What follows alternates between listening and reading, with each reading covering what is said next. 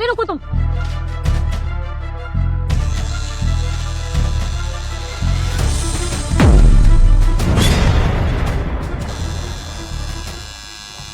देखा मैडम कितनी गंदी आवाज आ रही है। मैंने आपसे बोला ना कि इसमें पता नहीं क्या हो गया, ही की आवाज आ रही है। इसलिए मैडम आज गाड़ी साफ करने में भी देरी हो गई, क्योंकि ये आवाज कर रही थी ना, तो मैंने हाथ से एडजस्ट करने की सोची थी, पर वो हाथ से एडजस्ट ही नहीं हो रही मैडम। बट मुझे ये समझ नहीं आ रहा कि अभी कार कुछ दिन पहले ही सर्विस होकर आई है, एक हफ्ता भी नहीं हुआ है, फिर ये प्रॉब्लम कैसे आ गई?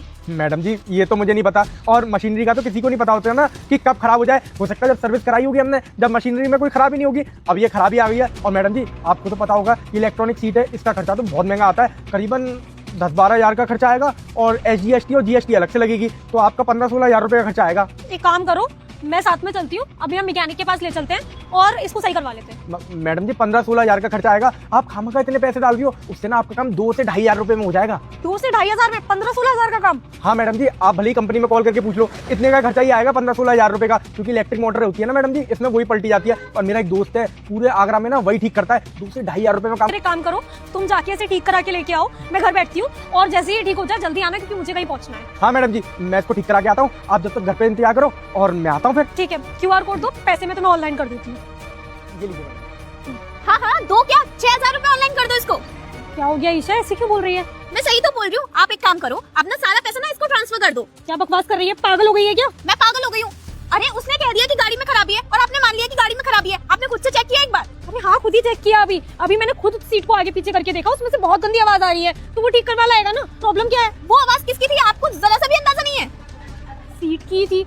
सीट की मतलब? अरे मैडम जी कैसी बातें कर रही हो कि बॉयज का होता है ट्रिमर, उसकी आवाज थी, उसकी आवाज यहाँ कैसे आ जाएगी? मोटर की आवाज थी मैडम जी। दीदी आपको मेरी बात पे भरोसा नहीं है ना? रुको, मैं इसकी सारी सच्चाई ना आपकी आंखों के सामने लेकर आती हूँ। एक काम करो, आप अपने दोनों हाथ दिखाओ। अरे मैडम जी कुछ भी नहीं है मेरे हाथों में। मैडम जी के सामने मैं हमेशा हाथ पीछे करके खड़ा। बेटा तूने मुझे इग्नोर किया तो आज से तेरा बुरा समय आ जाएगा, और अगर तूने मेरी वीडियो को लाइक सब्सक्राइब किया, तेरा वर्षों का सपना आज सच होगा। विश्वास नहीं है तो करके देख ले। जाते जाते कमेंट में राधे राधे जरूर लिख के जा। आगे करो, इतना तो मैं अपनी बहन का सपोर्ट कर सकती हूँ ना। ये क्या है? ये तो ट्रिमर है। इसका मतलब ईशा ठीक कह रही है, तुम्हारे हाथ में ट्रिमर है और इससे आ रही थी वो आवाज।